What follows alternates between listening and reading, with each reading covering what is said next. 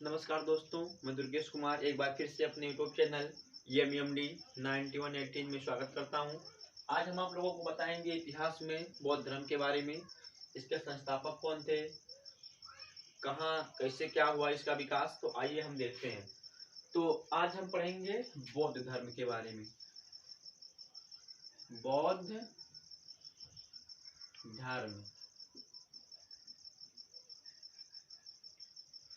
अब सबसे पहले देखेंगे कि इस धर्म के संस्थापक कौन थे। तो लिखिए बौद्ध धर्म के संस्थापक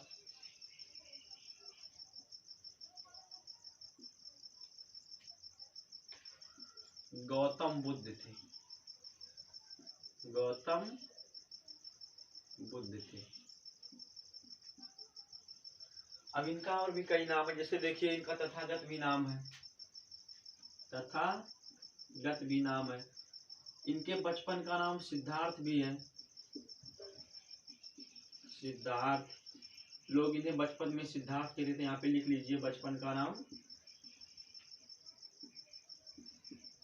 सिद्धार्थ हो गया।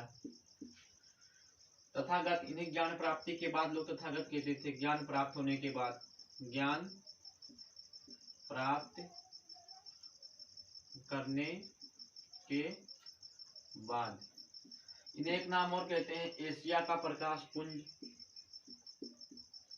एशिया का प्रकाश पुंज, the light of Asia. The light of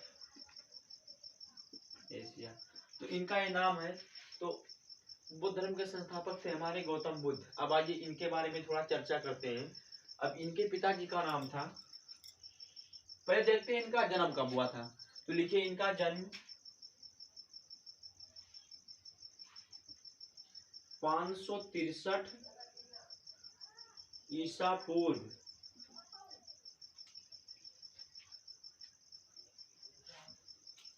Nepal Lumbini में हुआ था। लुम्बिनी में हुआ था। इनकी मृत्यु कब हुई थी इसको देख लीजिए। इनकी मृत्यु हुई थी 483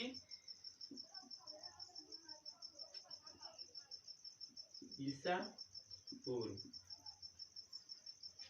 अब हम देखेंगे कि इनके पिताजी का क्या नाम था। तो इनके पिता का नाम था राजा शुद्धोधन। राजा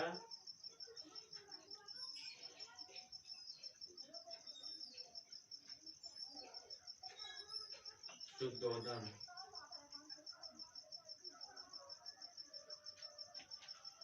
इनके माता का नाम था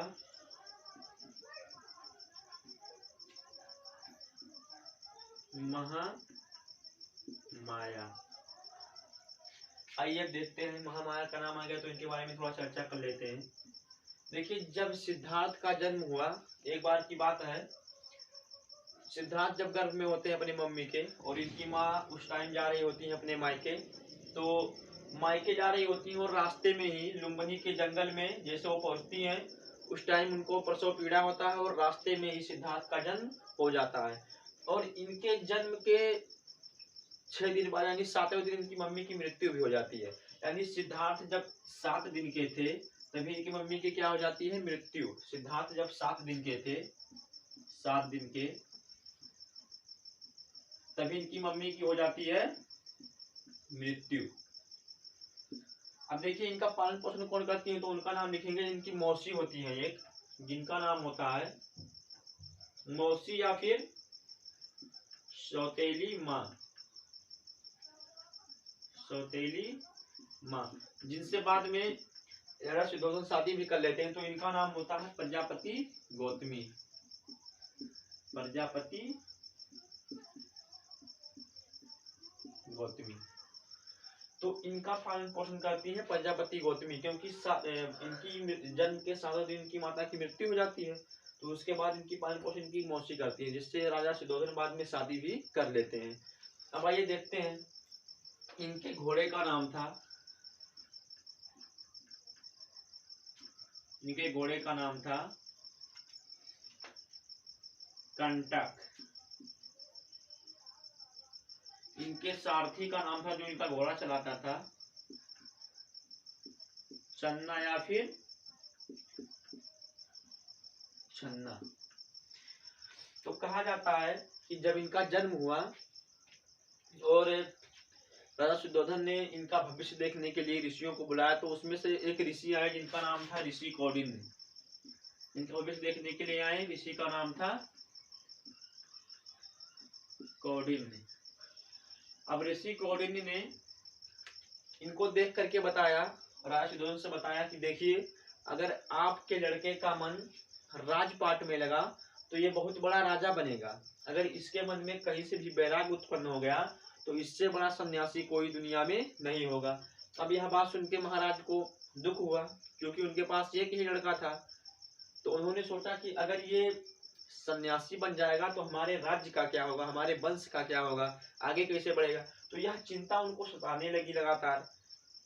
देखिए किए क्या ये, इन्होंने इनके पिता राजा थे, इसलिए इन्होंने क्या किया, सिद्धार्थ के लिए इन्होंने ऋतुओं के हिसाब से महल बनवा दिए। जैसे सर्दी में इनको ऐसे जगह रखा जाता था जहां इन्हें सर्दी का आभास ना हो, ऐसे कमरे में रखा जाता था, ऐसे महल में रखा जाता था। उसके बाद में गर्मी में इनको ऐसे जगह रखा था कि जिन्हें गर्मी का पता ना चले।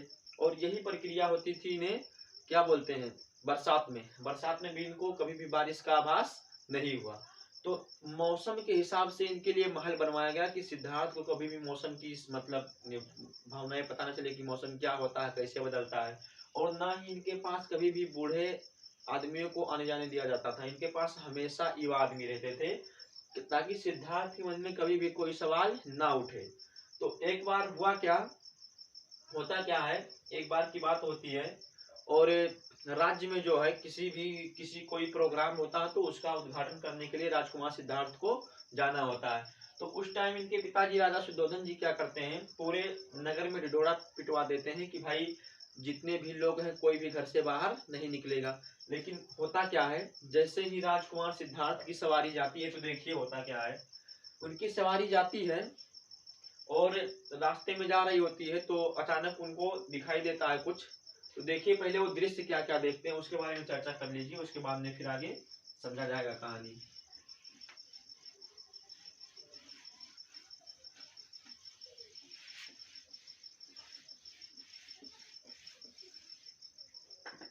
इन्होंने रास्ते में जाते हुए दृश्य क्या देखा, पहला दृश्य था बूढ़ा आदमी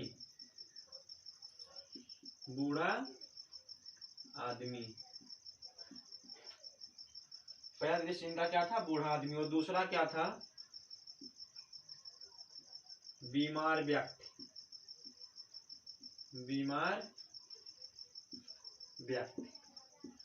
तीसरा दृश्य इन्होंने क्या देखा, मरा हुआ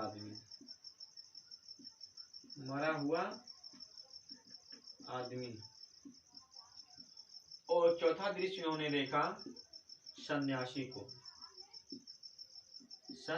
को। अब देखिए ये रास्ते में जा रहे होते हैं अपने सारथी और घोड़े के साथ, तभी वो पहला दृश्य देखते हैं एक बूढ़े आदमी को। इसको देखते हैं बूढ़े आदमी को। तो बूढ़े आदमी को देखते हैं तो वो जो मतलब एकदम से बूढ़ा हुआ होता है, वो लाठियों के सहारा चल रहा होता है। तो उसको देख करके इनके मन में बड़ी दया आती है और अपने सारथी से पूछते हैं कि बताइए चन्ना, इस आदमी की हालात ऐसा क्यों है। तो भाई वो पहले तो छुपाता है कि महाराज ये हमें कोई भी आज्ञा नहीं है कि हम आपको कोई भी बात बताएं। लेकिन राजकुमार के बार बार कहने पर वो बताता है कि यह आदमी बूढ़ा हो गया है और बूढ़े होने पर सबकी ऐसे हालात हो जाती है। तो राजकुमार सिद्धार्थ पूछते हैं कि क्या मैं भी बूढ़ा हो जाऊंगा। तो वो बोलता है जी आप भी बूढ़ा हो जाएंगे। तो उन्हें इस बात का बहुत दुख होता है। तो थोड़ा और आगे जाते हैं तो दूसरे व्यक्ति को देखते हैं जो कि एक बीमार व्यक्ति होता है। वो इतना बीमार होता है कि उसके शरीर में से पूरे मांस सूख जाते हैं, केवल हड्डियां ही हड्डियां बची होती हैं, पेट पीठ सब मिलकर के ये हुआ होता है। तो उसको देखते हैं तो उनसे पूछते हैं कि बताइए इसकी इतनी दयनीय दशा क्यों है, इसकी दशा इतनी खराब क्यों है। तो चन्ना फिर बोलता है, कहता है महाराज ये आदमी बीमार है, जिस भी आदमी का स्वास्थ्य खराब होगा वो ऐसे ही हो जाएगा। तो वो बोलते हैं कि क्या चन्ना हमारा स्वास्थ्य खराब होगा तो हम भी ऐसे हो जाएंगे? तो वो बोलते हैं जी हम जी राजकुमार। तो उनको इस बात का भी बहुत दुख होता है और थोड़ा आगे चलते हैं तो वो देखते हैं एक मरे हुए आदमी को लोग शमशान घाट ले जा रहे होते हैं। तो यह देख करके वो पूछते हैं कि ये बताइए इस आदमी को लोग उठा करके कहाँ ले जा रहे हैं?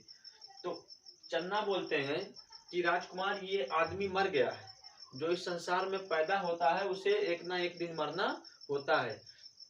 तो वो पूछते हैं कि ये बताइए क्या हम भी मर जाएंगे? तो वो बोलता है जी, जो इस दुनिया में पैदा हुआ उसे किसी न किसी दिन मरना ही है।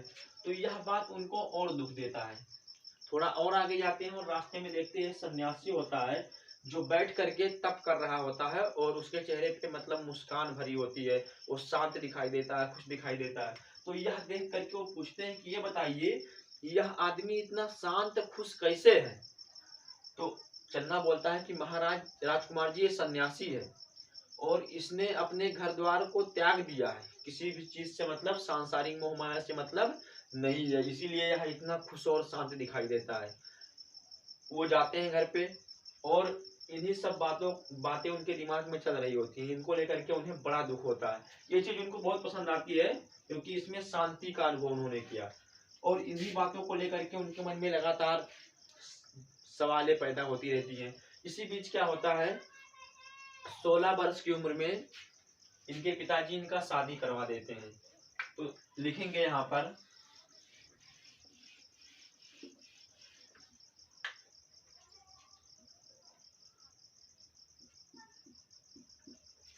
शादी करवाते हैं 16 वर्ष की उम्र में सिद्धार्थ का। और इनकी पत्नी का क्या नाम था? यशोधरा।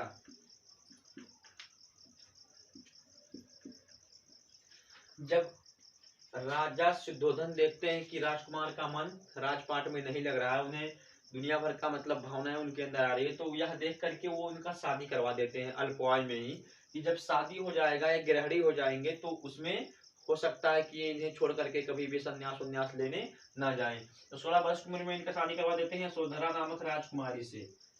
और शादी करवाने के जब ये 28 साल के होते हैं तब इनको एक पुत्र रत्न की प्राप्ति होती है। तो इनके पुत्र का नाम था राहुल। अब देखिए होता क्या है, पुत्र भी हो गया और बीवी बच्चे भी हो गए, लेकिन फिर भी इनका मन राजपाट में नहीं लगता था। इनको बस वही भावनाएं बार बार आती थी जो इन्होंने देखा था। तो एक दिन होता क्या है, सब लोग पूरा राज्य रात में सो रहा होता है, उसी टाइम सिद्धार्थ यह निश्चय करते हैं कि आज मैं घर पूरा अपना छोड़ करके राजपाट सब सन्यास के लिए बाहर निकल जाऊंगा। वो जाते हैं अपनी बीवी और बच्चों को सोते हुए निद्रा में एक बार देख करके बाहर आते हैं और अपने सारथी चन्ना से कहते हैं कि चन्ना ले चल करके हमको राज्य के बाहर छोड़ के आओ।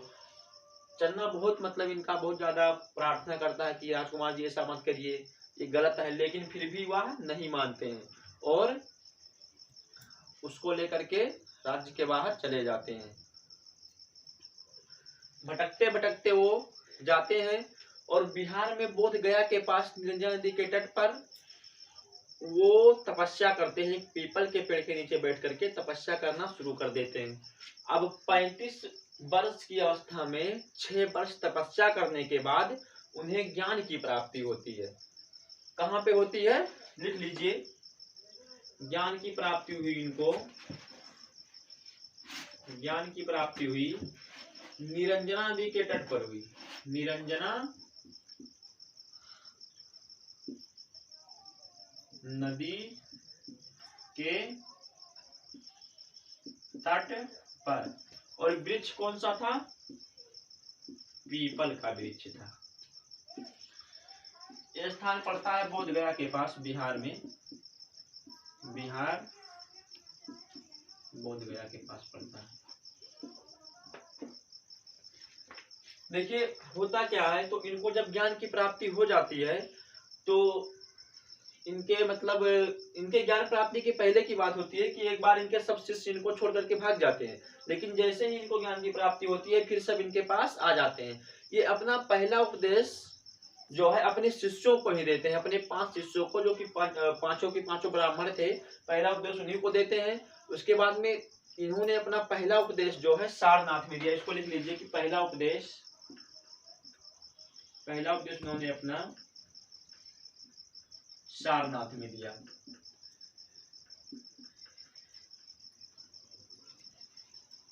और सबसे ज्यादा उपदेश उन्होंने श्रावस्ती में दिया। सबसे ज्यादा उपदेश श्रावस्ती में दिया, श्रावस्ती में। और अंतिम उपदेश भी उन्होंने श्रावस्ती में दिया था। तो कहा जाता है कि ये श्रावस्ती जाते हैं, इनका कोई शिष्य होता है, एक राजा होता है, जो कि अंगुलीमाल नामक डाकू से बहुत भयभीत रहता है, बहुत परेशान रहता है, क्योंकि उसने कसम खाया था कि वह 1000 आदमियों को मार करके खा जाएगा। तो वो क्या करता था, डेली आदमियों को मार करके उसके बाद में उनके उंगलियों को काट करके माला बना करके पहन लेता था। तो इससे उनके जो मतलब उनका जो शिष्य था राजा, वो बहुत ज्यादा मतलब परेशान था। तो जब ये गौतम बुद्ध पहुंचते हैं वहां पर श्रावस्ती में, तो उनके परेशानी का कारण जानना चाहते हैं। तो वो बताते हैं राजा कि देखिए, मेरे परेशानी का कारण है अंगुलीमाल माला, जिससे हमारी पूरी जनता, पूरा राज्य भयभीत है, क्योंकि वह प्रतिदिन का उसका काम है कि वो एक आदमी को मार करके खून पी जाता है और उसके उंगलियों को माला बना करके पहन लेता है। तो वो कहते हैं कि ठीक है, मैं आपके इस समस्या का हल समाधान निकालूंगा। तो होता क्या है, ये वो सुबह मतलब एक दिन जो होता है, गौतम बुद्ध इस श्रावस्ती के जंगलों में अंगुलीमाल की तलाश में जाने लगते हैं। लेकिन जैसे ही वो जंगल में हलने वाले होते हैं, तो राजा का पहरेदार उनको रोकता है, कहता है कि सन्यासी आप अंदर मत जाइए, क्योंकि अंदर एक भयंकर डाकू है जो लोगों को मार करके उनके उंगलियों को काट करके माला बना करके पहन लेता है। लेकिन फिर भी यह मुस्कुराते हुए आगे बढ़ते चले जाते हैं और मतलब आगे बढ़ते लगातार चले जाते हैं। जैसे ही वह जंगल में जाते हैं, तो इन्हें बहुत भयानक भयानक आवाज सुनाई देती है, चीखने की, चिल्लाने की, दुनिया भर का। और इनके सामने अचानक एक बहुत ही मोटा ताजा, लाइट हाइट में भी लंबा, आंखें बड़ी बड़ी, भुजाएं चौड़ी एक आदमी आकर के खड़ा हो जाता है। तो उसको ये देख करके मतलब जरा सा भी भयभीत नहीं होते हैं, और वह वास्तव में होता है अंगुलीमाल। अंगुलीमाल इनके सामने आता है और इनसे कहता है कि क्या तुमको मुझसे डर नहीं लगता? तो गौतम बुद्ध मुस्कुराने लगते हैं और कहते हैं कि हम आपसे नहीं डरते हैं। तो ये सोचता है कि आज तक हमारे पास आने वाला आदमी भय से तुरंत ही उसकी आधी ज्यादा मृत्यु हो जाती थी, लेकिन तुम पहले आदमी हो जो मृत्यु को भी सामने देख करके मुस्कुरा रहे हो।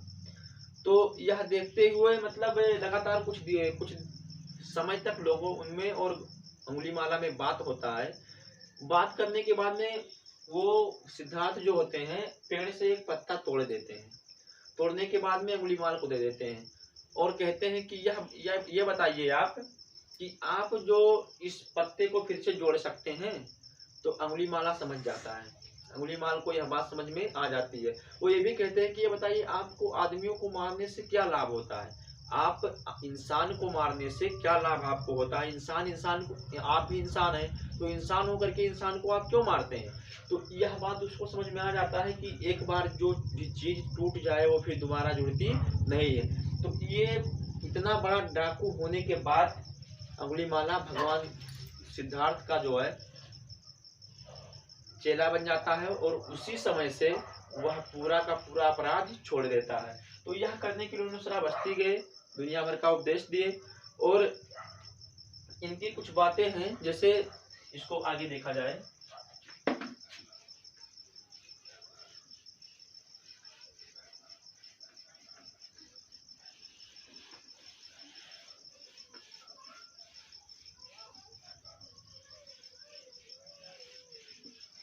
अब हम देखेंगे कि इनकी भाषाएं कौन सी थी। तो इनकी भाषाएं थी, पाली भाषा था, इनकी भाषा था पाली।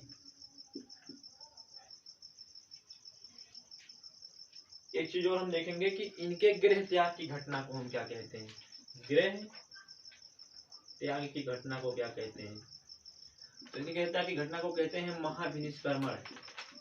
महाभिनिष्क्रमण।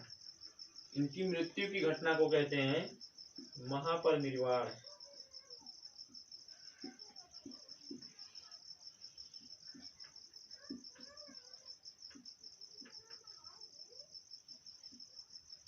महापरिनिर्वाण। इन्होंने जो ज्ञान दिया अपने शिष्यों को, उस घटना को देखिए। इनकी गृह त्याग की घटना को महाभिनिष्क्रमण कहते हैं। जब इन्होंने अपना घर को छोड़ा तो उस घटना को हम क्या कहते हैं? महाभिनिष्क्रमण कहते हैं। इनकी जब मृत्यु हुई तो उस घटना को कहते हैं महापरिनिर्वाण। लेकिन जब इन्होंने अपना ज्ञान दिया, पहली बार जब इन्होंने अपना ज्ञान दिया, प्रथम बार उपदेश दिया, प्रथम उपदेश,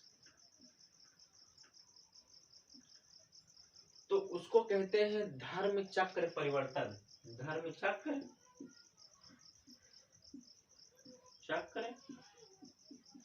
परिवर्तन।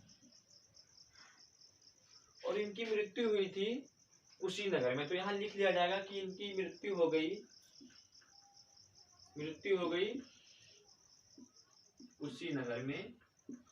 और डेट तो पहले बता दिए हैं कि 483 ईसा पूर्व। तो उम्मीद है कि यह आप लोगों को समझ में आया होगा। अगर यह कहानी आप लोगों को समझ में आया हो, चैनल को सब्सक्राइब करिए, लाइक करिए और कमेंट में जरूर लिखिए कि यह वीडियो आप लोगों को कैसा लगा।